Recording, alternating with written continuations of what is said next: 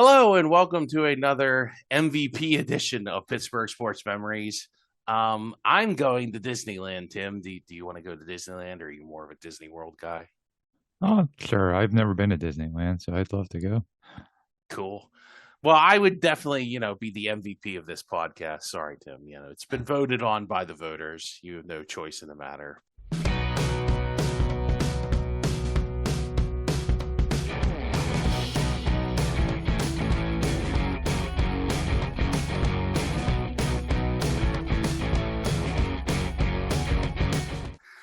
If you haven't guessed what we're covering today, we're going to cover the MVP awards and all the different major sports, which will be baseball, hockey, football. Since we don't have a basketball team, we can't have an NBA MVP, Tim. So we won't cover the NBA.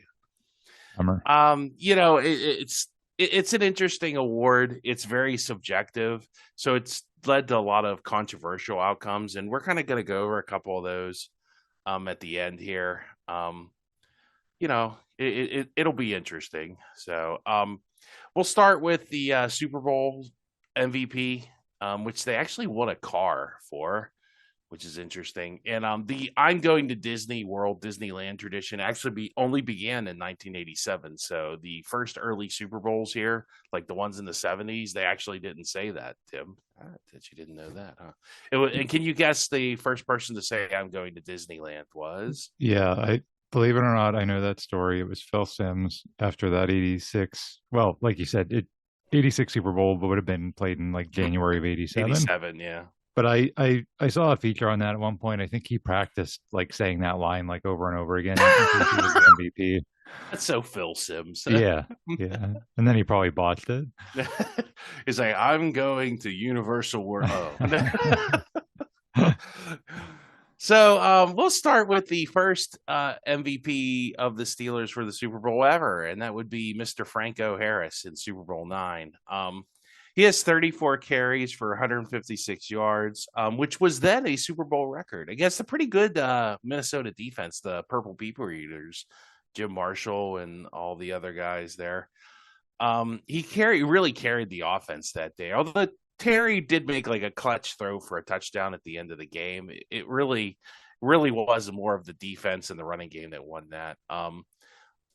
Lynn Swan was quoted as saying, "You are the best effing back in the world." Wow, they really printed that in the paper, Tim. They really? Well, actually, they said you are the best bleeping back in the Oh, world, okay, okay. in the whole wide world. But you know, he was going through a wild group of Steeler fans at the team hotel. So, can you guess what vehicle Franco Harris won for his efforts? Because they do give out a vehicle for the Super Bowl MVP. 1974, Dodge Dart. No, no, it's a Jeep Wagoneer, which isn't bad. I mean, not a bad car. Yeah. So, I have no idea what the resale value on that was, but it was the '70s. I guess we were in the gas crisis, so that's definitely a gas guzzler. But I mean, I don't know. It's a deserved record. Franco is one of the most clutch performers in Steelers history, maybe outside of another guy that got MVP. Just really his playoff, I think, rushing record still ranks first and second all time. So, Franco just, when it counted, Franco seemed to turn it on. Him and Terry Bradshaw was very clutch too, but he played quarterback, not running back. Any thoughts on Franco's Super Bowl IX performance, Tim? Yeah, I mean that was really the offense in that game was him running the ball. So deserved MVP, and that was back in the era too where that running back in the first half of the 70s was the Yeah, equivalent of a quarterback today. yeah, yeah. And Jerry Moon Mullins probably maybe should have got a little bit of Hmm, credit because he made good that great point. block on that big run. That wasn't was that the clincher? Well, no, the pass to the tight end clinched the game. I think, didn't it? It did, but it Yeah, was 2-0 yeah. when In the half, at the half. at the Yeah, half, and then they got a turnover, and then Mullins made that block, and that put them up 9-0, and then it was 9-6, and then Bradshaw throwing that pass just like you said clinched it. It was only 9-6 because the Vikings blocked the punt. I mean, the Steelers defense actually yeah, pitched a shutout, um, but it was still they still So the Bradshaw touchdown was just endurance points. So you're right. The Franco run really was the game winner. So that's Super Bowl nine. That was a long time ago. What was that? 1974. Hmm. Wow. So that's been over 50 years. Yep. Wow. I mean, there aren't a lot of guys have passed away from that team too. Franco's no longer with us. Terry's still with us. In Super Bowl 10, the MVP of that game was Lynn Swan, Tim, and you are going to absolutely laugh when you hear what car he got. Remember, this is the gas crisis. So, Tim, we go from a Jeep Wagoneer to this car. Do you know what car Lynn Swan got for his efforts of being No, Super Bowl no winner? idea. Well, I don't know what the resale price on this. It was a 1974 uh, AMC Pacer X, affectionately known as the pregnant roller skate. And we actually have a picture of him sitting on the car. It was a pretty crappy car. Like AMC doesn't even exist anymore. I think they were bought out by Dodge, and what a horrible car. So four receptions for 161 yards and a TD. Cliff Harris, boy, Cliff Harris really liked to shoot off his mouth. He had a couple guys on the Dallas team that like to shoot off their mouth, huh, Tim? Yes. He stayed before the game that they were going to knock Lynn Swan out, just like the Raiders had. Um, Swan stated before the game that after the game, actually, they'd seen that the Cowboys were playing a lot of single coverage and they thought they would take advantage. So the Cowboys kind of like saw, they thought the Steelers was a running team, and they were probably right. But Terry Bradshaw was up to the task, and so was Lynn Swan. Juan stated after the Harris comments that Harris doesn't know me or very much about the Pittsburgh Steelers. Well, I guess now he does. Fun fact was you want a fun fact? Sure, you want a fun fact, Tim. Sure, We I love love fun fun facts. facts. Yeah. Lynn Swan's backup in college was Major League Baseball center fielder Fred Lind, who played for the Red Sox. And the coaches would confuse Lynn Swan and Fred Lynn. I don't like one guy's, it's his first name, one guy's last name. Mm. So like they were like, hey, this Lynn guy is giving the teacher a hard time. And the coach was like, Lynn Swan, what are you doing? And it was like, no, it's Fred Lynn, the baseball, the other guy. So Nice. yeah, at USC, I guess the coach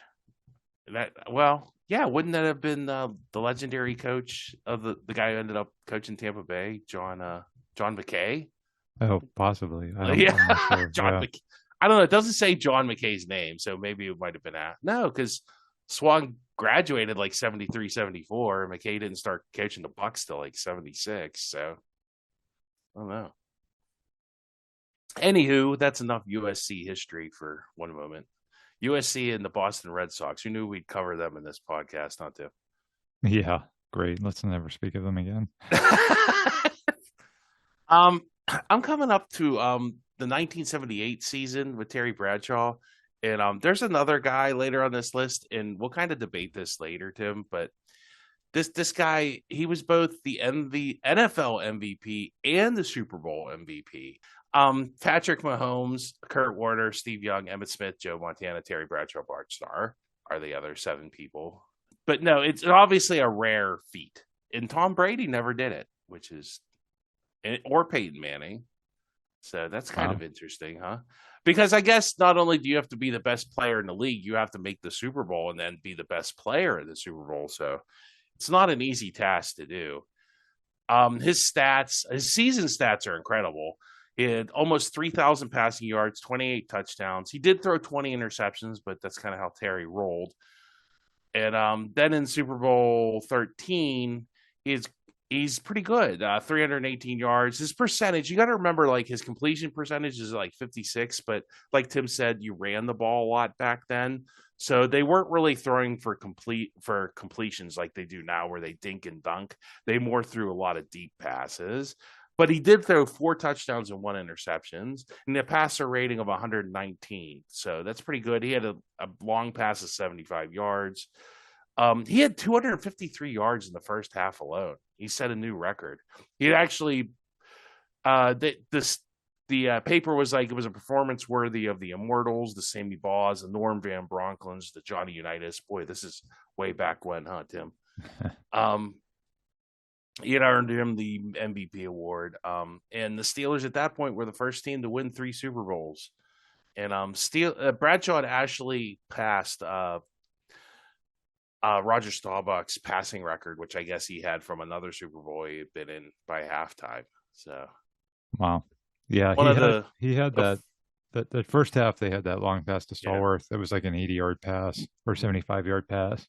So obviously that helped, but still, that's a lot. Even today, that would be a lot of yards by halftime, much yeah. less in 1978. So, Of course, we have a cool picture with him and JoJo Starbuck, the ice skate.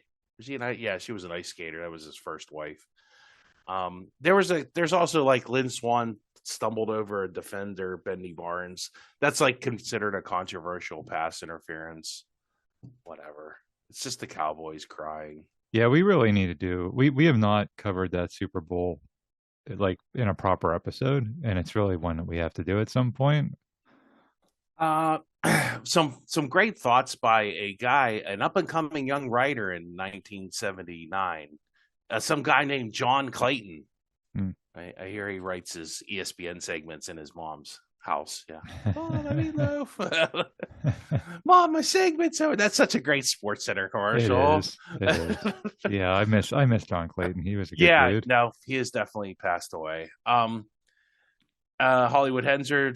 Hollywood. This is from John Clayton. Hollywood Henderson feels that Terry Bradshaw would have trouble spelling cat if he was spotted a C and a T. Bradshaw a 7 point spot. Bradshaw a 7 point deficit in the Super Bowl, and he'll spell out MVP and goodbye Cowboys. Yeah, John Clayton. Nice. Oh, talking some Nice. trash. So. And he said he wrapped Dallas's defense in a terrible towel and hurled it in a perfect spiral to Texas. Wow. I love John. John Clayton was great. Yeah, those are back in the days when you could talk some trash in the paper. So, can you guess what car Terry got in 1979? And it's the most appropriate car for this era. An Oldsmobile Cutlass. Even better. Now remember, he was in Smokey and the Bandit too, Tim. So he definitely got a 1979 Pontiac Trans Am. Oh, a Trans Am. Oh, that is perfect. Because he Yeah. was, if you remember, he did make a cameo in, or did he have a big? He had a part in Smokey and the Bandit too, for sure. Yeah. Yeah. So Yeah. I he was do not kind of like remember. he was playing like that caricature of himself where he was like the Southern hick. He was like, "Woo, doggy, woo, ah." It's like, okay, Terry. But Terry, that might be the best Super Bowl performance by a Steeler and the best season by a Steeler.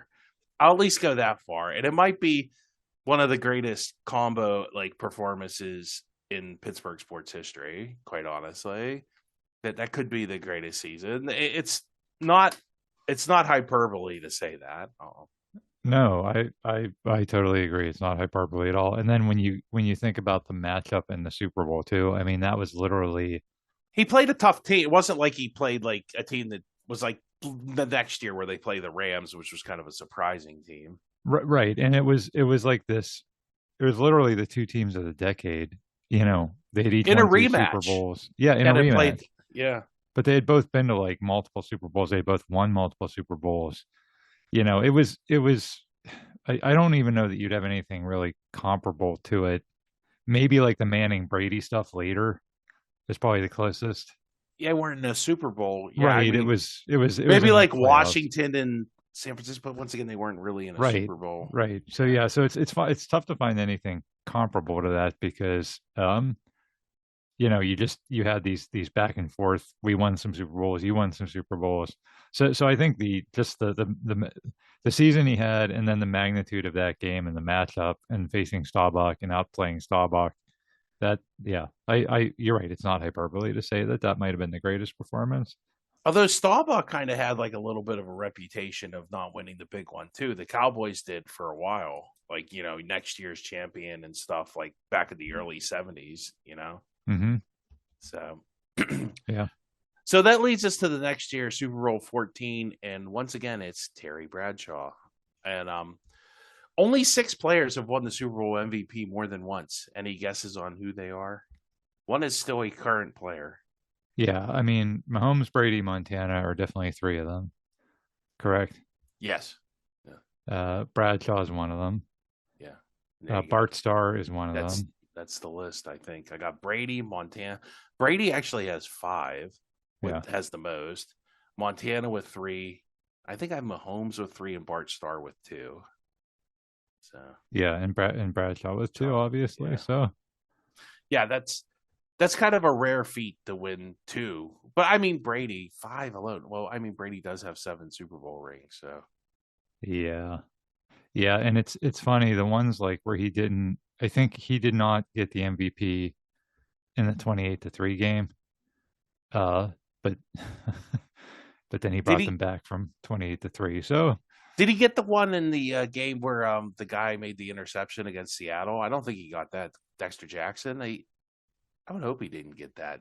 I think he did. I think the only I think That's bull crap because come on. well, it wasn't Dexter Jackson. It was It was not Dexter J. It was Malcolm Butler. Malcolm Butler. Yeah, Yeah, yeah. Dexter But Jackson. you're not gonna That was the Steelers' bad memory, or no, that was the Raiders' Raiders bad bad memory. memory. Yeah, Yeah, but the they weren't going to give him MVP because of one play. Like that's usually not the way those awards were. Like James Harrison didn't get the MVP right.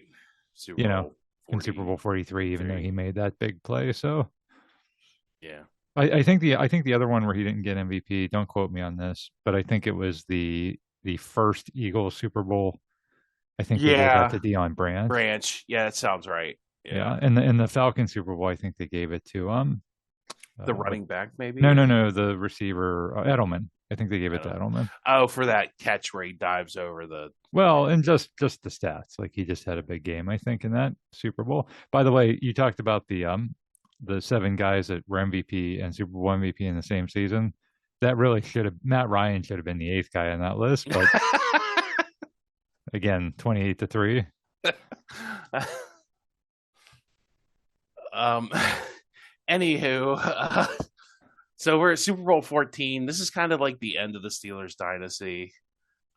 He goes 14 for 21. He has a better passing percentage, and he does have 309 yards. He throws for two touchdowns, but this is kind of shows like he doesn't have that great of a game. He has three interceptions, and I don't know what to tell you. Yeah, we did an episode about that game, Yeah, and the one interception especially was like they were down at like the 10-yard line, yeah, and we're gonna take the lead, and then it looked for a while like they were gonna lose, but then he makes that throw to Stallworth yeah, after that. So it's like it. Remember too, back then, like interceptions were much more common. Like it just wasn't like you said about dinking and dunking and being safe. yeah. Throwing the ball was much. That's why They didn't throw the they ball. didn't throw the ball that much because it was just a high risk play back then. And honestly, like if you throw three interceptions, but then you come back and win the game on a 70 plus part yard touchdown pass at the end, then you probably still deserve MVP even if that was today. So Well, I mean, even Gus Ferragamo, who probably would have been the Super Bowl MVP if Bradshaw, he didn't throw any touchdowns and he threw one interception, and he was yeah, 19 for 34. So his passer rating wasn't that great either. yeah, So Bradshaw said, and this kind of like is interesting. Like all I could think about was losing. Bradshaw said, I wasn't thinking about winning. That's unusual. The score 28-7 kept coming into mind. I thought someone would win by that score. He said he had not slept all week at the team's hotel, so mm. or just hadn't slept. So at the after the game, he says, "Can we keep up this pace?" Bradshaw side, I honestly don't know. I'm drained. To repeat next year is going to be very difficult, the most difficult thing we've ever done. But if a team can ever win three in a row, it will be this one. So, I mean, if you cut out that last little like thing, I think he realizes that they're probably not going to win next year. That's probably it for them. So, Yeah, yeah, and I get that. Like, it is hard to keep up that pace. It No guys are teams getting ever older. won three in a well. It's kind of an asterisk that the Packers have done it, but not really. Yeah, it wasn't the Super Bowl. It wasn't three Super Bowls in a row. And It, and I mean, it's still impressive. A championship and then two Super Bowls is not an easy task. And even they had to win the Ice Bowl in that one, which they played a pretty tough Dallas team. yeah, it's just when you start growing the league, and then when you merge the two leagues together, then it became much, much harder to do something like that. When you had 13 teams, Right. your percentages are in your favor to win more than one in a row. When you have 28, 30, 32 teams, percentages are not in your favor. By the way, Steve, not to back up to Brady again, Yeah, but that's fine. the two of the Super Bowls he lost, we forgot somebody on the multiple MVP list. Two of the Super Bowls that Brady lost was to a Oh, quarterback. Eli. Yeah, that's right. I forgot to add the Eli in there. Yeah, yeah, we forgot Eli. Sorry, Sorry, Eli. We see you love there, you, Eli. Eli. I do love Eli. I Eli, do too. I love that guy. There He there was flip. a post there was a post on X recently from some Falcons reporter, somebody that said, ponder this. Matt Ryan deserves to be in the Hall of Fame more than Eli Manning. And Eli Manning replied to it. He's like, I'm gonna play with my rings as I ponder that.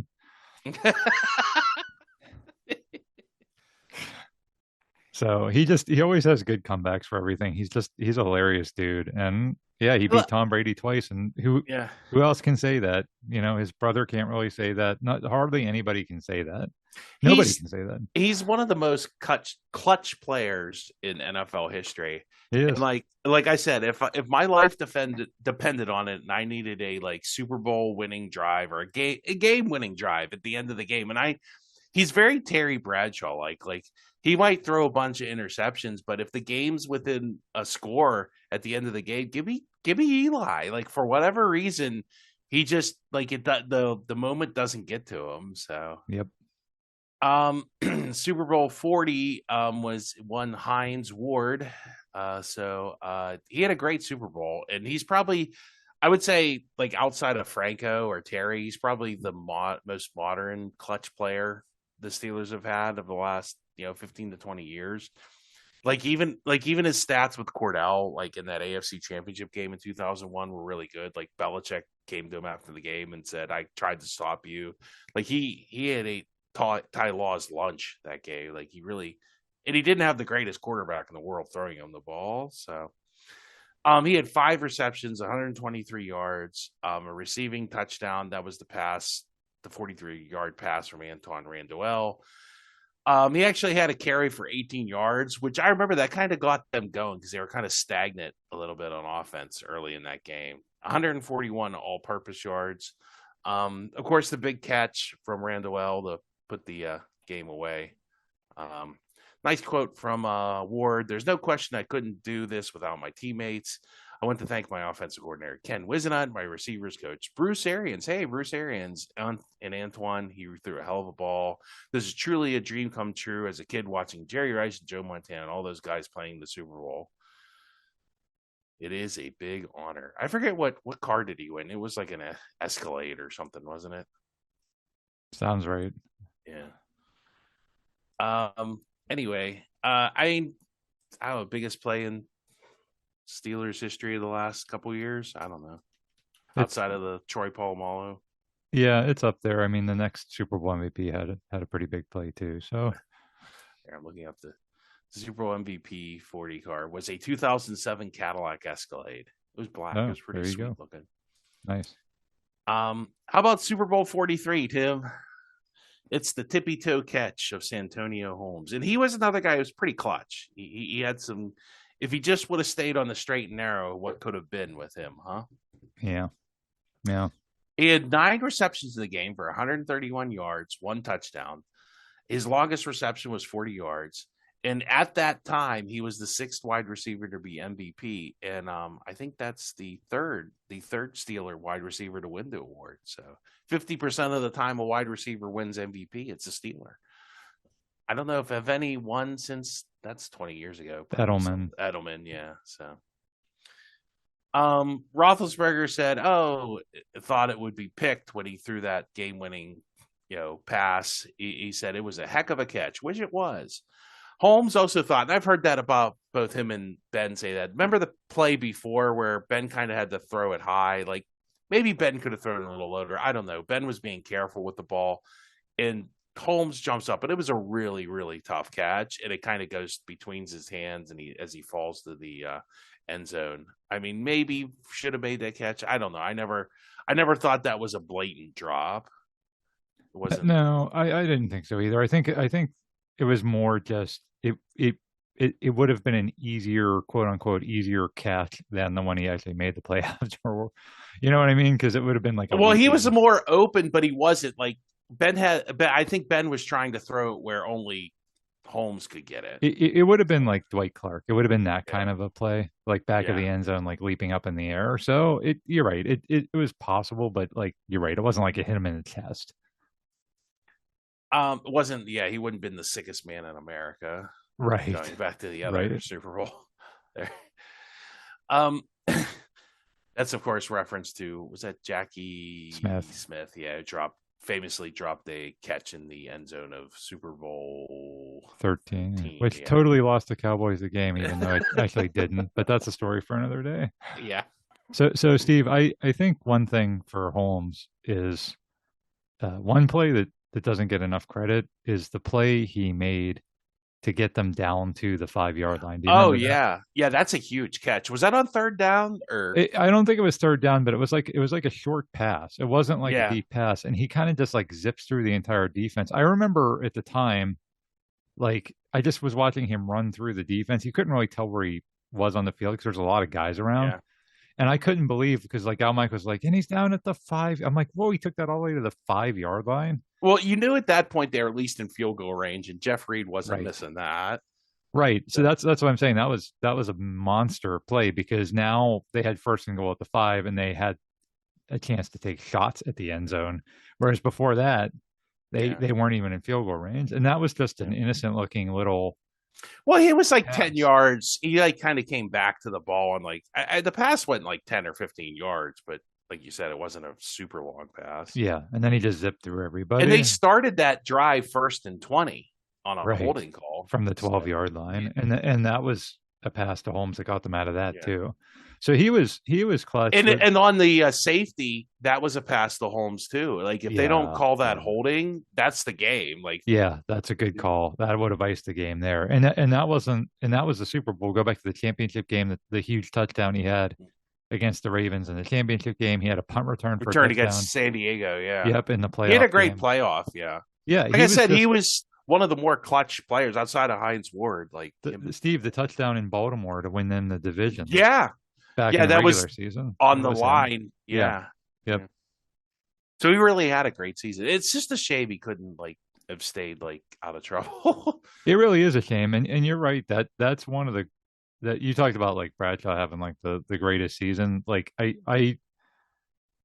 also don't think it would be hyperbole to put Holmes somewhere in the top 5 or 10 for that, just Sure. because of how many clutch plays he made that year. Now, why wasn't Ben the MVP of this game, Tim?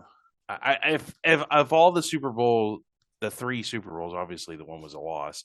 Like Ben, yeah, he had a touchdown and interception, 256 yards, 21 of 30, which is a passer rating of 93.2. He actually had better stats probably than Bradshaw had in some of his Super Bowl MVPs. But why do you think they gave it to Holmes over I Bradshaw I over think Ben? so. So that's tough when you give the MVP award to a wide receiver because, well, who threw them the ball? It's the Right, right. quarterback. And the Super Bowl that Jerry Rice was the MVP of was the one against the Bengals where Montana Yeah, drove them down. That was the John Candy. Candy. Montana drove them Yeah, down the field, but Jerry Rice was the MVP, and again, deservedly so. He made a bunch of clutch plays, but so did Montana. Obviously, I don't know. That's a tough call. I mean, well, again, you can didn't Taylor catch the yeah, game-winning touchdown? he Yeah, did. I do think that if Heath Miller or Heinz Ward or Nate Washington catches that pass to, like, say it wasn't a tippy toed, it was just right. back of the end zone touchdown.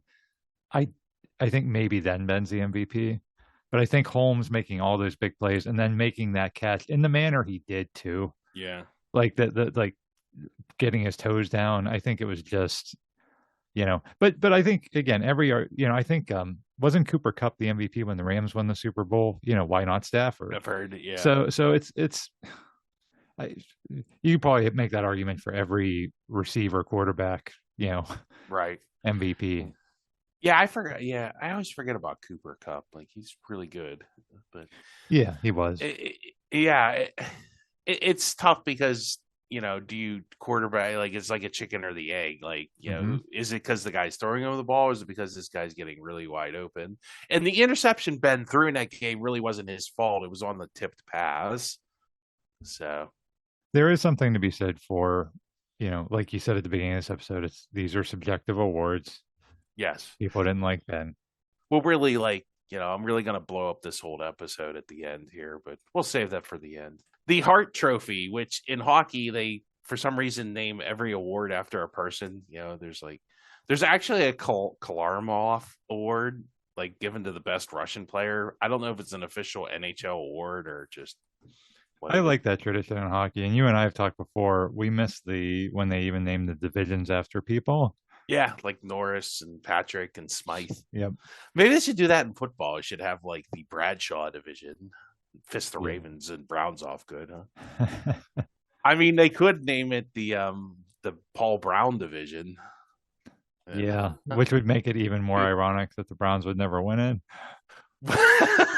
it would make more sense as Paul Brown founded two of the teams in the division. Yeah, sure, go for it. Like I said, Actually, it would just. three of the teams in the division, Tim. Oh, that's true. Oh, Yeah, that's a good point. You're right. Paul Brown found. Yeah, that's a really good point. the Ravens, Yeah, Browns, and it really should be the Paul Brown division. anyway, we'll save that for another day. The Hart Trophy, which I don't know who Mr. Hart is. Do you have any idea who Hart is? It wasn't that 80s show that Hartford. Hart.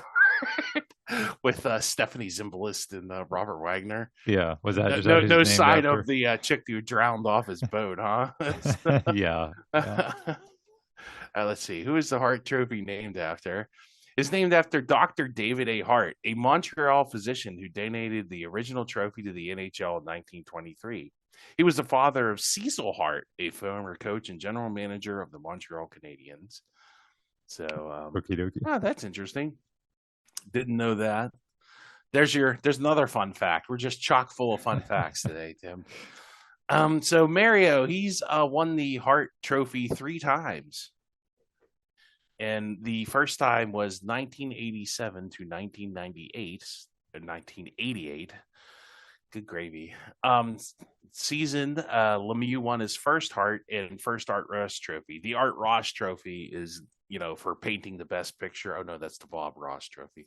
Art Ross is the leading scorer, so that's not subjective. You either score the most points or you don't. So that's probably a more, well, Mario says it himself later that he only cares about that trophy because you can't vote on it. He led the league with 168 points, which this is going to be crazy when we go through the points and you see some of the other guys that won this Hart Trophy and you see the points they have. Like you're going to see a difference between Mario's point totals and theirs, which I mean maybe there's a lot of reasons or not, but here's an article. I think this is by a Staggerwald, by our friend Paul Staggerwald, who's our local curmudgeon, for many years. He wasn't exactly. No, it's John Staggerwald, not Paul. I was Yeah. got to get your Staggerwald. Paul's the penguin guy. John's just the curmudgeon. Yes. Yeah, the lovable curmudgeon though. He's a curmudgeon in all the right ways. Yeah, yeah. MVP or MVP statistics or not, Mario is the best hockey player in the world. He received the Hart in Toronto. Wayne Gretzky still will be surrounded by Stanley Cup champions next season. Lemieux will be surrounded mostly by players who have never been to the playoffs, which is true in 1988. Chances are pretty good that if Gretzky stays healthy next season, he'll win the Art Ross and Hart trophies. That won't make him better than Lemieux any more than Lemieux's 2 trophy make him better than Gretzky this week. They are both great players. Lemieux is a little bit greater. He has been for a while. So that was a bold take in 1988. Yeah, yeah. Lemieux speaking, and here Mario talks some trash, which is kind of like very un-Canadian of him. He was at a banquet at Bethel Park for, I guess, high school hockey or something, and was asked by one of the players to name the toughest NHL defenseman to skate around. And Lemieux paused, looked down for about 10 seconds, and then said, "There aren't any." Wow. But then he went on and politely named two or three of the league's top defensemen. So Wow. and you know how like we always hear how like, oh, Gretzky's such a classy guy and what a great guy he is, Tim. Like you've heard that Sure. bunch of crap, right? Well, you would think, being a classy person, you would go to the awards since you're like the biggest draw in hockey at that point, right? Oh, Gretzky skipped out on this because he wasn't going to win the award. So there you go. Nice. Petty. He went and where did he go? On vacation somewhere, right? Yeah, he went. Oh, geez, did not attend, choosing to go on vacation. I don't know where he went on vacation, but somewhere that wasn't Toronto. So, in my opinion, he's still the best player in the world. Lemieux said diplomatically. He had an injury this year, and I took advantage of it. So Mario was not talking trash on Wayne at that point. So, but you couldn't because Wayne Gretzky was like this. He was like the Babe Ruth of hockey at that time. And those two guys had a pretty good relationship too. It wasn't like No, it Mario, wasn't like they hated each other or right? anything. They're Right. Canadians. Come on. Like Yeah. Canadians don't hate anybody. They pretend to hate Americans right now, but they really don't. 92 to 93, age 27, he had 60 games played, 69 goals, 91 assists, 160 points. This is an interesting season. You could definitely put this one in the top five since he only played 60 games and still won the I think he still won the scoring trophy this year. Yeah, Correct. Yeah, that was Pat LaFontaine. He was chasing yeah. him. Yeah, It's one of the more like I don't. He was diagnosed January 12th, 1993. Missed 23 games. Came back for the final game of the season and still won the scoring final. yeah, Pat yeah, LaFontaine finished second. It wasn't even like close. 148. He yeah, still won by like 12 points. yeah. It was insane. It's hard to believe all these years later that that actually happened. And it's if He he played. He only played 2/3 of a season, roughly. well, and it's Yeah. not just that like he played 2/3 of the season because he like had a knee injury or something. It's like he literally had cancer Yeah. and was getting like radiation treatments the night he came back. So if it weren't for stupid David Volek and the stupid Islanders, then that would be the greatest season of not just Pittsburgh. Like that would be. I'm not even kidding. I mean that Yeah. would be, and that's you know, again like we've talked about that before. That's the shame of that Islander series is they would have won if they would have won that they would have he would have played Gretzky in the finals. I mean that would have just been the absolute capper to his career. But didn't happen. 1995 1996, he actually takes the whole season out due to the illness, the whole back and cancer thing. Yeah, what a slacker, huh? uh, he returns and wins his third Hart Trophy and fifth scoring. He wins the scoring title again, Tim. This is Yeah. like, he really is one of the greatest hockey players of all time. I mean, you can go back and forth on him and who the guy from the Bruins and Ovechkin obviously now is in the conversation, and Gretzky of course, and Ken Dryden probably, and Yeah. Crosby's in there too. well, we'll go over like yeah, Crosby's unbelievable too. I Yeah. mean, there are articles in the paper that he won't be back, and this will be his last season. And the Pens actually lose to the Panthers in the Eastern Conference Final. He's never coming back after 1995-96 team. Never. Yeah. Then he comes back and plays like a bunch more. Yeah. Yeah. Well, and that would be a good season. That's another season we've never covered in depth, but that was Stupid rats. They're I effing know, and rats that on was the another ice. season where like man, that felt like destiny that year again and yeah, another bad playoff loss. Next up is the aforementioned Sidney Crosby, and he has won it twice: 2006 and 2007, and 2013 and 2014. for the 2006 2007 the Hart Trophy, he won. He played 79 games. He had 36 goals, 84 assists, and 120 points, which in other seasons would have finished him like in the Mario seasons, like what he would have finished like fifth, fourth, in scoring. He actually is the youngest player to win a scoring championship at 19, and that's for all of North American sports. Oh wow. Yeah, like, and that's the other trophy, not the Art Art Ross. Ross, yeah. Yeah, not the Hart Trophy. So, yeah, and Sid's very like, I don't know, Sid's very reserved with the media. Like he's very like, I don't know, he doesn't talk a lot of trash or say anything. Like I don't know if that's just because like he's been in the spotlight since he's been like 12. So he's become very media savvy and he's very like closed off. He doesn't, say much to the media. He was gracious, thanked the NHL for inviting him back to Ottawa because I think that was after they had had they made no, they had not made the Yeah, playoff. 2007 was Yeah, the year they did make the they lost playoffs. to To Ottawa in the Ottawa. first Yeah, round. that's right. Yeah. So 2013, 2014, and this is I gotta put this up there with one of the great seasons of all time. He played 80 games, 36 goals, 68 points, 168 assists, 148, 104 points, plus minus of 18 if you put any stock in that. And he scored over a point a game.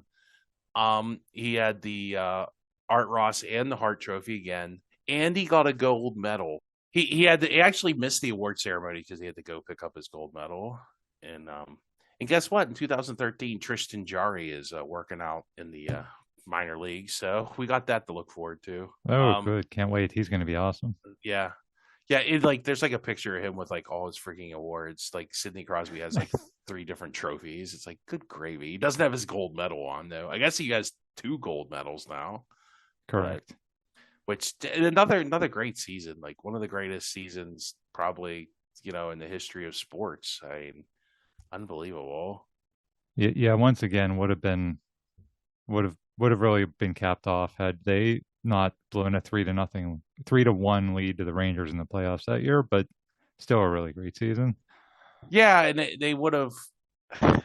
If he wins the Stanley Cup, he's probably gets a Conn Smythe. So Yeah. anywho, which the Conn Smythe is the MVP of the playoffs. Why I guess the NFL kind of does that too with the Super Bowl MVP, but they kind of have two different MVP awards Well, yeah, the Super Bowl MVP is just for that game. Conn Smythe is really for the for whole the whole entire. Yeah. playoff. But they normally give it to whoever's on the winning team. Yeah, they don't usually give it to people that aren't on the Stanley U- Cup winning team. Usually, McDavid got it a couple of years ago, even though he Yeah, lost. yeah. But he always loses, so you had to give it to him sometime.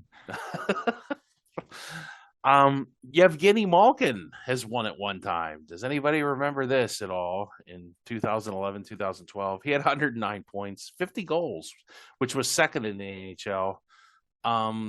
He had a lot of power play points, 34. He had 9 game-winning goals. He actually beat out Steven Stamkos and Henrik Lundqvist. He had a way more first place votes in points. Because they do like a point. Like I guess if you get like first place votes, you get more points than the other people that don't get first place. Mm. I don't know. Whatever. Um, it's he was also named the top Russian player, and that's that Kolarov. I can't say Valley Kolarov's name. I guess today. That's the award given to the best Russian player. So, which Ovechkin has won like a million times. So, great season by Gino, but kind of forgotten and under the radar, huh? So 2011 yeah, what I remember about that was when he won that Hart Trophy that year. There was some quote he made at the award ceremony that people were not happy about. It was something like, "This is the greatest moment of my life" or "greatest achievement of my career," something to that effect, which was very benign. But that was the year that they lost to Philadelphia in the first round. It was a really ugly series. People had a bad taste in their mouth about that. Oh, oh yeah, that year. And Yeah. people felt like like they use that quote to say like, oh, the winning They an don't award meant care. what Yeah. meant more to him than winning a championship, and that was BS. It was just he was just happy to win the award. I think people were just And angry at the being Penguins at polite to that your point. hosts, like that's such like a hockey player thing to do. Like, you Yeah. should be polite to your hosts, It right? was one of those like manufactured sports talk radio controversies. But that's honestly, Steve, if it weren't for that, I don't know why I remember that part of it. But you're right. I don't remember much else about him winning the MVP because I think because that season ended so Yeah. disastrously, I think a lot of us just Well, deleted it Flurry from our kind of memory.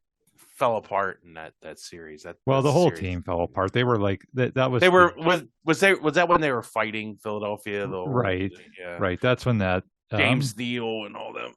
yeah, it was but we did a whole episode about that. Like I said, Yeah. I tried to delete it from my memory, so Probably fair enough. yeah.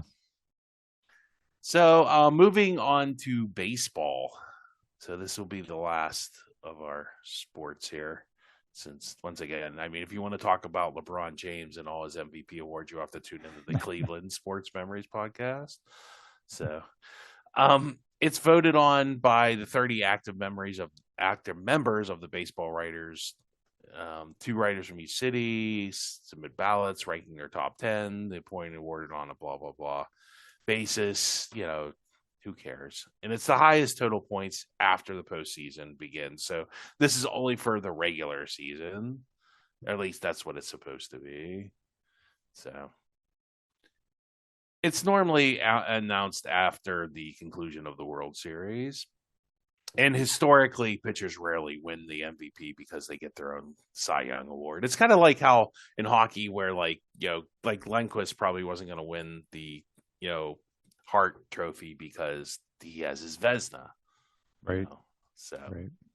although I mean, he could you do win a scoring trophy and Hart Trophy. It's kind of could be considered kind of the same thing, but And it's happened before, and I think pitchers, like you said, pitchers have won the MVP before, but it has to be like a superhuman feat by the goaltender or the pitcher to win yeah, both. yeah. I don't think the only guy like I could think of in like hockey history would be the goalie from the Canadians and Patrick Waugh, maybe. But Yeah, I think I want to say that Hasek might have won the Hart Trophy. Hasek, yeah, he did win. I think he won it one year in like 96, 97, or like a Yeah. year after Mario won it. Yes, I think you're right. I think he won it in the 90s. So, but like I said, you have to be like superhuman to be able to do that. So going back in time to 1927, Tim, do you remember 1927? The Yankees were really good that year. They were. Yes. This actually predates the modern award, but they did give out like a version of it. And Paul Wainer won the award in 1927, and he played in 155 games. He said, "Gee, Steve, that seems 7 games short of 162," and that would be correct because they only played 155 back then. Gosh darn it! And he did play in the World Series against the Yankees, the feared 27 Yankees, in which the Pirates got swept. So, his batting average. Can you guess his batting average, Tim? It's without Like looking, 350. 380. Oh Yeesh. my. He had Wow. 230. Yeah, I mean nobody hits like for average anymore. Like nobody's ever going to hit 400 again, like Ted Williams. He had 131 runs batted in. That's amazing. 42 doubles, 18 triples. That's pretty impressive. He only had 9 home runs, but 1927. I mean, I guess they were hitting more home runs because Babe Ruth probably had like a bunch of home runs Well, that yeah, but year. Forbes Field was very at that point was very cavernous, right? Like that's Yeah, probably why he had so many triples because yeah, he was hitting balls really deep. Yeah, yeah.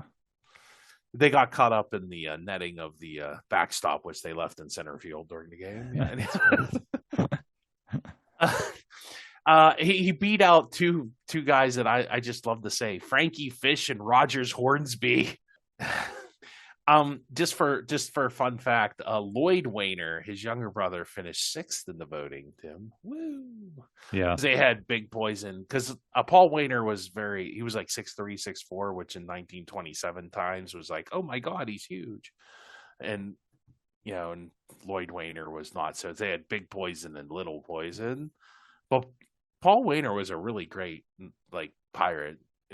I think people don't remember him as well, but they used to. But Yeah, that's That he because, played. like you said, it was so long ago. But you're right. If you It's think going to about be those 100 stats, years next year since he won. right, Yeah, right. and I don't think he ever won a World Series with the Pirates. So no, because he was not on the 1925 team. I do Oh, believe. okay, okay, yeah, that's a shame then.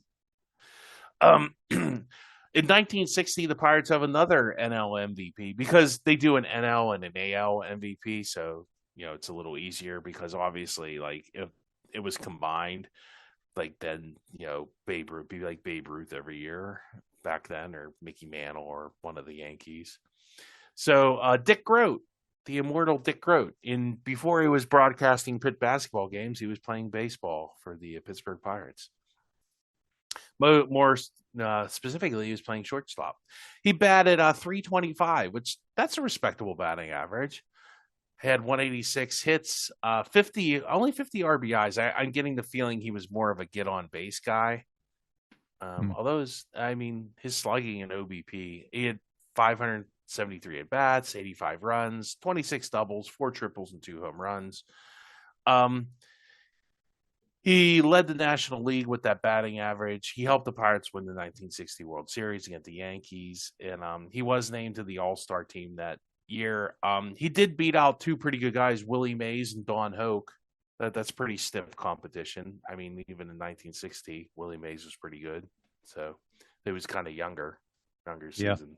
yeah, So, for sure. 1966, some guy named Roberto Clemente. He He played was in okay. 100, yeah, I know, 154 games played, 317 for his batting average, 29 home runs. That was his career high, Tim. But he was more of a hits and RBI guy, 119 RBIs. Um, he had an OBS of 896.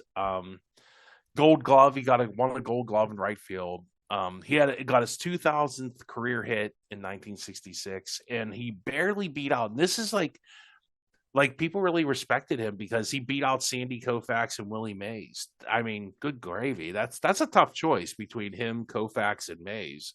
Koufax Yeah. was really good. Koufax had a 1.73 ERA that season in 27 wins and didn't pitch on Saturday. So, hey, what are you going to do? 27 wins, my goodness. And a 1.73 ERA. Yeah, That's yeah. for comparison, Mays had a batting average of 278, which, oh boy, really slacking off. But he had 37 home runs. And Willie Mays was really good in the field, too. Good old basket catch. Yeah, But yeah, I mean, that's pretty stiff competition, huh, Tim? it is. So we go another 12 years, 1978. Some guy named Dave Parker, the Cobra. He played in 148 games. He had a batting average. Look at this. This guy hit for average, but Dave Parker was really good. Hmm. A 334 average. He had 30 home runs, 117 RBIs. He had 20 stolen bases too, Tim. Geez. On base percentage, yeah, his OPS was 979. Really good NL MVP, his batting champion. He had got a Gold Glove. He won his MVP award in a landslide over Steve Garvey and Larry Boa. Steve Garvey was more of a defensive player, if I remember correctly. He wasn't the greatest hitter in the world. And Larry Boa, the only thing I remember Larry Boa doing was coaching the Phillies. Yeah, I was gonna say he was a manager later. That's what I remember him as. Yeah, yeah. Yeah. So that leads us to 1979, which is an odd year for the MVP. I don't know. I get the feeling this was more of a lifetime achievement award than I don't know. So it goes to Willie Stargell, and in 126 games, he had a batting average of 281, which pretty good for Willie because he struck out a lot. He did have 32 home runs, 82 RBIs, 119 hits, 60 runs. But it really his postseason performance was clutch. 455 to win the MVP of the postseason. His World Series, he batted 400, 3 homers, 4 doubles, and 7 RBIs. He set a World Series record with 25 total bases. And this is the only time there's been a tie. And this is the Keith Hernandez had a 311 average and 105 RBIs, but he only had 11 home runs.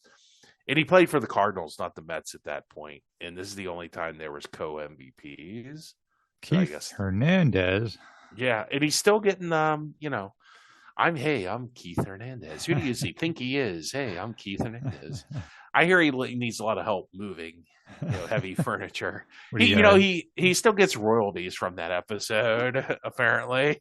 What's next, Steve? You can give him a ride to the airport. No, no, I won't do that. That's too far, Tim. Yeah, yeah, that's interesting that with those stats that you just reeled off that those two guys were co-MVPs. I think Stargell. So number one, it might have just been that if you look across the board, there wasn't that much competition.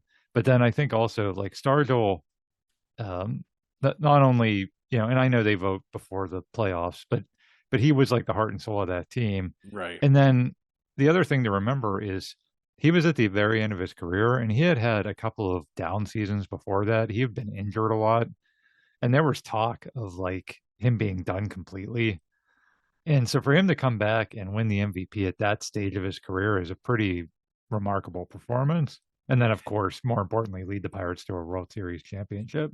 Yeah, it goes back to like I said, it's such a subjective award. Like, what do you base your criteria on? Is it just straight stats? Was he the best stats person, or was he? If you take him off that, like you always hear that argument. Well, if you took Willie Stargell off the 1979 Pirates, what do they do? Yeah, So you yeah, you get like what means more to you, I guess, in that season, and I guess that's what makes it like such great fodder for. This is really like more of a big sports talk radio talking point, than anything. So, right. so we go another 11 years without a MVP there, and some guy named Barry Bonds, and boy, Barry was pretty good, Tim.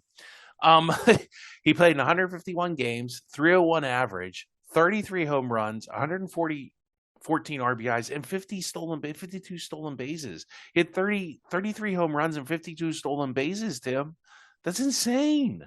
And 100 RBIs. This is like you said, if you're going to rank the top five, like this has got to make the top five, right? It's Yeah, an I, unbelievable. I think so. That 1990 again would have been a lot better if they would have made the World Series, much less won I it. don't know. The Reds were really good They that they year. were. I'm just saying Yeah, it would have been an easier argument for top five had they done that, and he had he not like flamed out in the playoffs too. Like had right. he like hit four home runs in the NLCS, but the Reds pitching just dominated too much. That's a different story. But he didn't do well.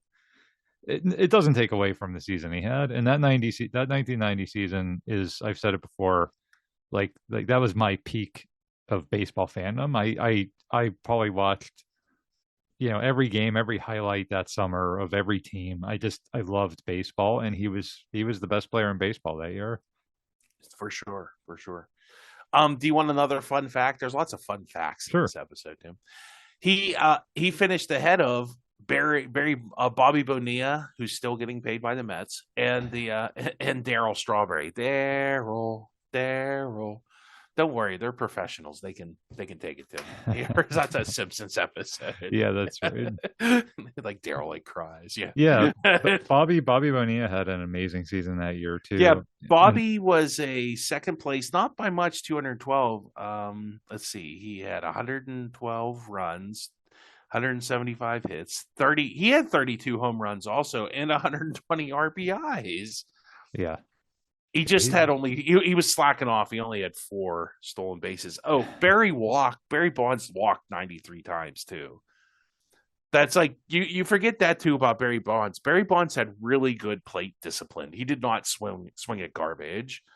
So yeah, they were batting him. That was the year that I think that did he might have been lead the year. off? No, they were batting him fifth that year. Fifth. And I can't Okay. remember if that was the year that they moved him from leadoff to fifth, or Like, if because it I had been remember at he the year used to lead before. off. Yeah, because he was such a good base stealer. Like they used to. Yeah, Yeah, but that's why but he hit had so many home runs. Like you almost want him in fifth to drive in runs. You that just right.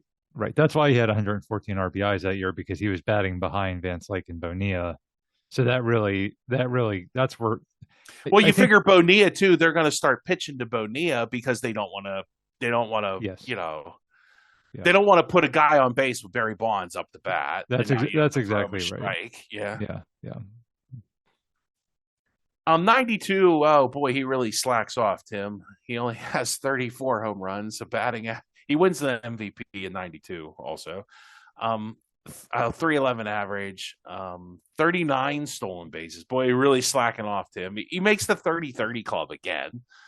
Good gravy. An OBS of 1.080.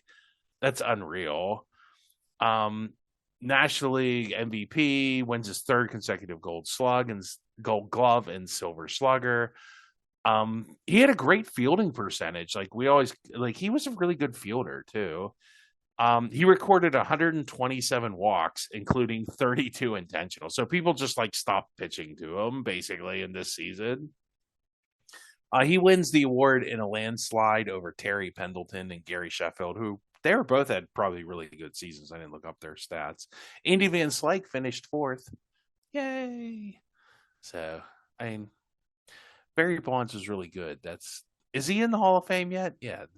Or Barry Bonds, no, they're keeping him out him out? because Yeah, because of yeah. the. He wasn't doing steroids back then, and when he did steroids, they weren't against the rules. So then you better not vote for, like I said, Pujols, because Pujols used an illegal bat for half his career. We could do a whole episode that's similar to this, Steve, on just Hall of Fame and who's in and Yeah. who's out because it's also subjective. Objective. Well, I don't get it. Like if you're gonna not let Barry Bonds in because you think he cheated or he cheated the game, even though it was against the rules, then okay, kick out Albert Pujols can't be in. All the guys that threw spitballs back in the '20s, kick those Right. guys out. Right. Give me a break. Yeah, uh, it, I'm not even going to go down that rabbit hole because I will go off on a 10-minute rant on the sanctimonious Yeah. baseball media people. Well, they're getting just as bad in the NFL. Well, With the yeah, whole yeah, Bill with Belichick. Belichick and all that. You're right. So sanctimonious media people in general, like I said, I could go on a easy rant, but you mentioning Terry Pendleton reminded me that Barry Bonds very easily could have won the MVP in between those two seasons, 91. They gave it to Pendleton that year. Bonds, I Terry thought Pendleton was really good. he was, and I think honestly he won it that year because the Braves were a last place team, this garbage team for like a Yeah. decade, and then they finished in first, and he was like the leader of that team, and I think so it wasn't like a farce. He definitely like deserved it, but I really think Bonds could have easily won it 3 years in a row, and I that goes Well, back too, to he's not a lovable that's character for exactly sure. right. Yeah, Yeah. that's exactly right, and I'm sure that played into it. And I know people, no, no, no, it didn't, but I'm sure it did. Yeah. So speaking of people that are kind of very lovable, that would be 2013 Mr. Andrew McCutchen. 157 games played, 317 batting average, 185 hits, 21 home runs, 84 RBIs, 27 stolen bases. Let's see, his on base was okay. It not that it's a solid MVP season. But then you look at like what Barry Bonds did, and you're like, oh my goodness, this like kind of pales in comparison. But his third consecutive All Star team. I recorded a 982 fielding percentage. He had 10 outfield assists. Started all 157 games, leading the Pirates' first postseason. I think that's more of it too. He led the Pirates to their first postseason appearance in 21 years. He was there to break the streak. So I don't know, Tim. It's a solid award, but it's kind of like, boy, that Barry Bonds, that one where he hit in 1990, where he hit 33 home runs and had 50 stolen bases and 114 RBIs. That's got to be up there with the Sid and Terry Bradshaw years, right? Yeah, I agree. The McCutcheon MVP is like more comparable to like what you said about Dick Road. It was a good team, and he had a solid season on a good team Yeah. that was around him, and definitely deserving of the award. It's just not something that's going to stick out as like one of the all-time greatest seasons ever. Yeah, I mean, I kind of what's the greatest MVP season in Pittsburgh sports history? Is it Terry Bradshaw 1978? Is it the Sidney Crosby Olympic gold medal 2013 2014 season? Is it that Barry Bonds season? And good gravy, 33 home runs and 52 stolen bases in 1990. That's really impressive. I maybe Terry just because he won a championship. I think he's the only one of those people. And Mario's, don't forget Mario's season, only playing 60 games and scoring all those points. But I guess out of all of them, really, the only guy to win a championship and win the MVP in the same season is Terry, right? Well, Stargell.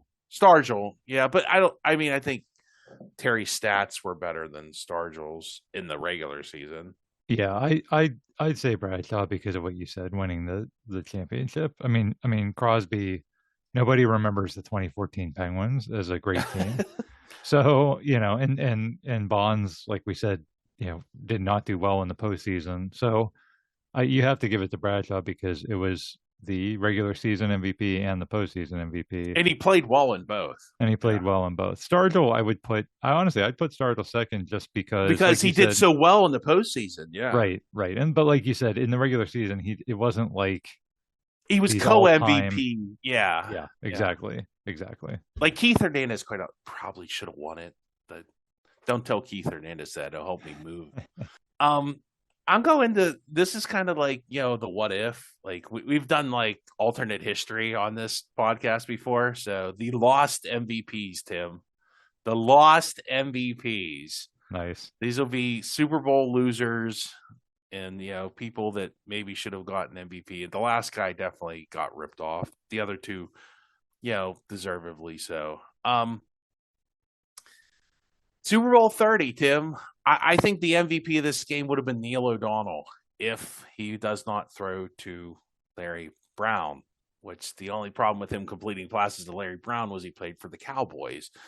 If he doesn't throw those two interceptions, and even if he doesn't, let's say he just only throws one touchdown and they drive down the field and kick field goals, or like Bam Morris rushes in for like 1 yard rushing, I think Neil wins the Super Bowl MVP. He was 28 for 49 at 239 passing yards, the one touchdown, the three interceptions. He doesn't throw two of those interceptions, he probably is Super Bowl MVP, and the Jets pay him even more money. So Yeah, that's a good point. And he would have not had 239 yards passing. He would have had like closer to 300 300, because if he would have driven yeah. them down the field for the game-winning touchdown, I agree. Because That was that's a what real kind of shame. happened in the championship game. He drives them down there, and then they hand off to like Bam Morris, who Yeah, jumps in the end zone. yeah, So yeah. But that would have been the kind of the culmination of his career, where he just kind of was like getting progressively better and better, and then gets him into the Super Bowl, and then wins the I Super wonder if Bowl he in a stays comeback. in Pittsburgh if he wins the Super Bowl. I don't know. I think he was kind of tired of Pittsburgh, like after that AFC Championship game. That'd be another good what if conversation. I think you could make an argument that he stays, but maybe not.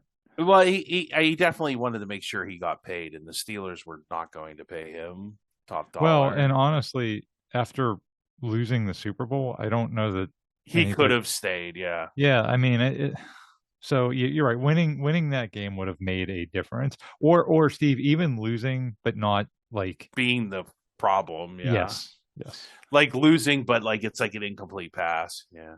yeah, Another guy that I feel like kind of gets like ripped off, and once again, I think this is off the field. It's kind of like the Barry Bonds syndrome. Like people don't like him because of how he acted off the field. Although he's not, he's changed his ways, and that would be Ben Roethlisberger. I think in Super Bowl 45, if he doesn't throw that interception to who's it, Nick Collins early in the game, and it kind of really wasn't completely his fault. If you watch the replay, his hand gets hit, and if he doesn't do that, then he at the end he's like they have a chance to drive down the field, but he kind of throws a high pass on fourth down to Mike Wallace, who's like double covered. So I don't know. Ben was 25 of 40, 263 yards. He had two touchdowns passing, but two interceptions and a passer rating 77. He had a better game than Neil for sure, and he wasn't the reason they lost per se. It was that obviously the fumble. Everybody always blames Rashard Mendenhall for the fumble, but that was a forced error. The Green Bay played better defense than the Steelers did that game, and that's really what made the difference. So, yeah. do you think And he wins the if he drives? Let's say Ben pulls another Super Bowl 43, drives them down, they score the game-winning touchdown, even on a rushing touchdown. I think Ben finally wins his MVP, or maybe not, because this was after all the scandal, wasn't it? That was the year of all that. So that was the So knowledgeable year. yeah, But so he probably doesn't win the MVP that year, even then. yeah, I don't know who else they would have given it to because there wasn't anybody else on the there wasn't a Hines Ward or Santonio Holmes or Lynn Swan kind of performance in that game. It was just a bunch of Yeah. different guys. I think Antoine Randall even had Well, a the two touchdowns was one to Heinz Ward, one was to Mike Wallace. Maybe they give it to Mike Wallace and he sits down and interviews, I don't know, Brezhnev or something. I don't know.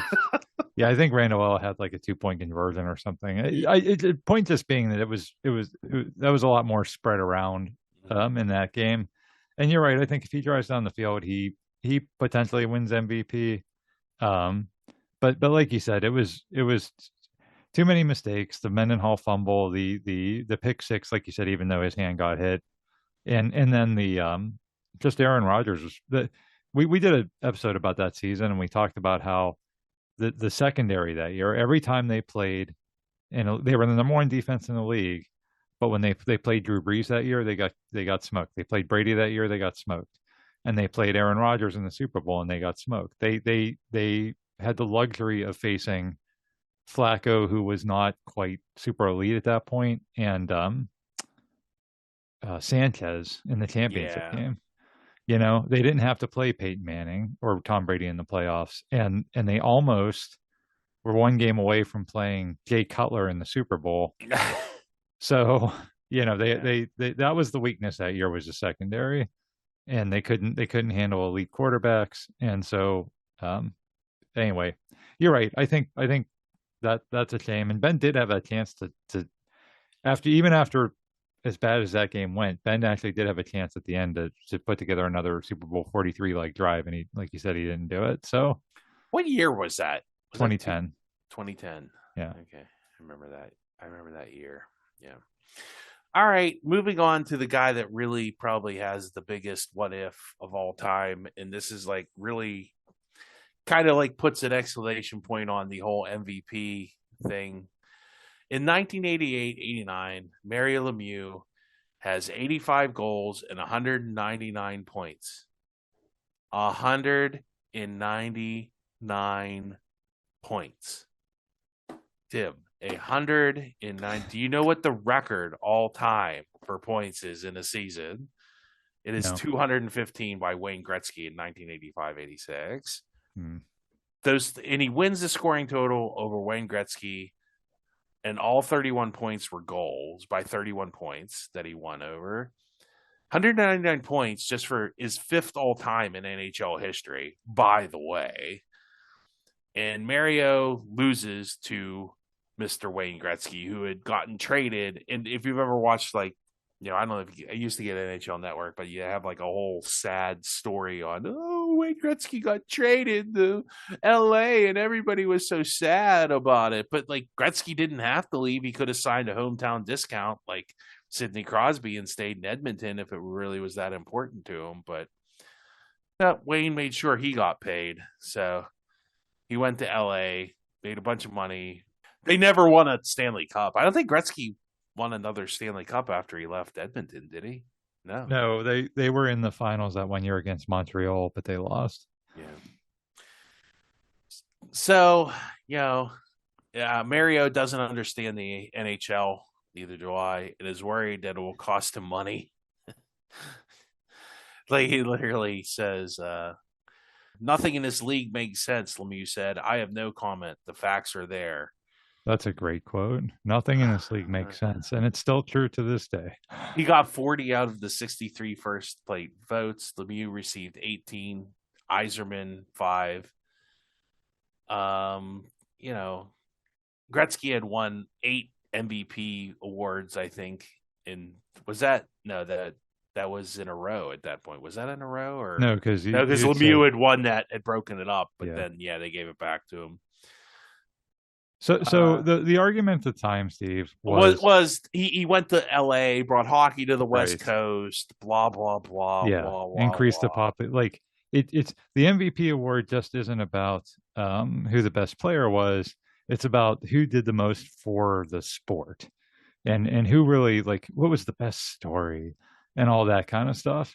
And the ironic thing about that line of logic is that if you fast forward to the year 2001, when Mario literally came back from retirement halfway through the season, he didn't even play the first 2 months of the season, and then like by far led the league in scoring after he came back, right? And he was on the cover of Sports Illustrated, which, like, Sports Illustrated never put hockey on the cover back then, and that was when that mattered. Like, the cover of Sports Illustrated Yeah. was a big deal.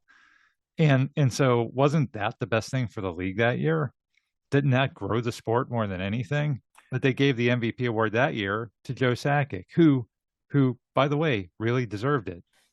But you see what I'm saying? Like, you use the logic to say Mario can't win MVP because of this. But then when the logic favors Mario, you say, well, no, we got to give it to the best player. Nothing in the league makes sense. It's inconsistent, and that's what happens when you have subjective awards. You lend Yep. yourself to inconsistent decisions. Yep. And that's why I put absolutely no stock in MVP awards, and I just spent an hour of my life talking about them. And I don't care. I really don't give a crap. Like, it's just really just media talk show fodder. That's all it is. It's like, oh my God, it's the season's over. We have nothing to talk about. Hey, let's make a concert. I'm surprised like they don't make more controversial decisions so they can have hot takes, or or make the right decision, but somebody like decides to be a contrarian and just like bring up somebody, well, this person I think should be MVP.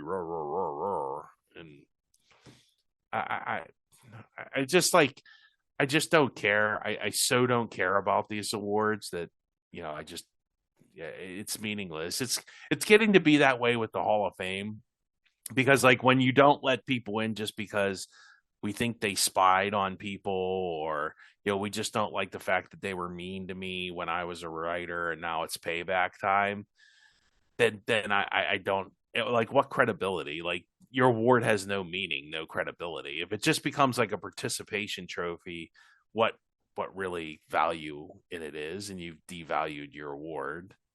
And that's the worst thing that can happen in sports, is people stop caring. Yeah, I 99.9% agree with you. I don't think it's totally meaningless, because I think it does denote that somebody had a great season, and I think that it means something. It But does if there's credibility, but when you pull stuff like this, right. Tim, there's no credibility to it. Like, you're just giving it to, I like Wayne Gretzky, and Mario will be here longer, and Wayne, I don't know.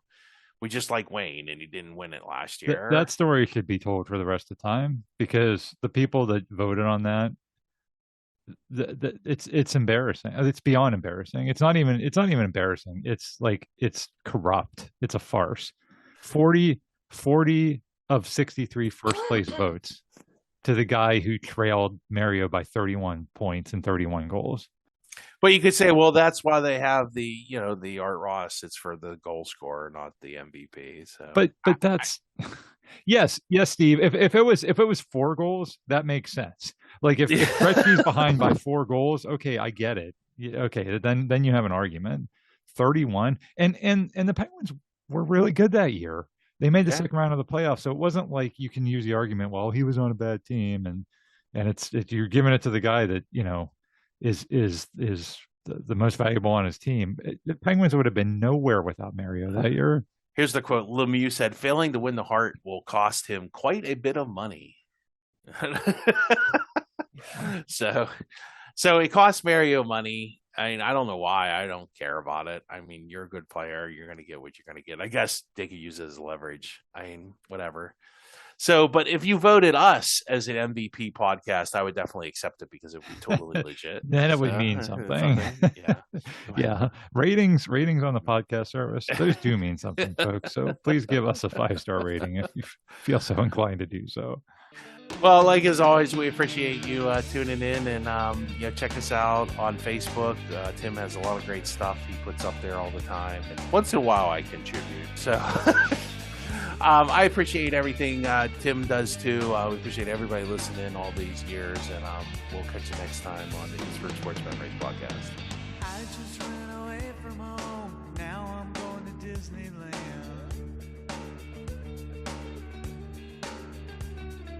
I just crashed my car again. Now I'm going to Disneyland.